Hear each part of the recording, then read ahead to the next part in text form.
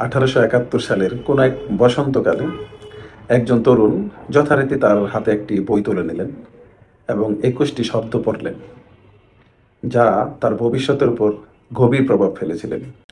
তিনি তখন Montreal general হাসপাতালের একজন মেডিকেল ছাত্র হিসাবে সে তার চূড়ান্ত পরীক্ষায় পাশ করবেন কিনা এই নিয়ে অনেক চিন্তিত ছিলেন এবং আরও চিন্তিত ছিলেন তিনি ভবিষ্যতে কি করবেন, কোথায় যাবেন, কিভাবে একটি প্র্যাকটিস করে তুলবেন, কিভাবে জীবিকা নির্বাহ করবেন।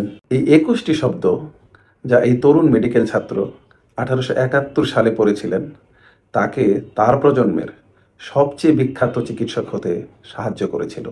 তিনি বিশ্ববিখ্যাত জন হপকিন্স স্কুল অফ মেডিসিনের সংগঠক ছিলেন। তিনি অক্সফোর্ড বিশ্ববিদ্যালয়ের রিজিয়াস প্রফেসর অফ মেডিসিন হিসাবে দায়িত্ব পালন করেন, যা ব্রিটিশ সাম্রাজ্যে যে কোনো চিকিৎসকের জন্য সবচেয়ে বড় সম্মানের। তাকে ইংল্যান্ডের রাজা নাইট উপাধিতে ভূষিত করেছিলেন। তিনি যখন মারা যান তখন তার জীবনের গল্প বলার জন্য দুটি বিশাল খণ্ডের প্রয়োজন হয় এবং এই দুইটি খণ্ডের মোট পৃষ্ঠা সংখ্যা ছিল 1466টি। তার নাম ছিল স্যার উইলিয়াম ওসলার। তিনি সেই 21টি শব্দ রয়েছে। সেই 21টি শব্দ টমাস কার্লাইলের লেখা এবং এই 21টি শব্দই তাকে দুশ্চিন্তামুক্ত জীবনযাপন করতে সাহায্য করেছিল।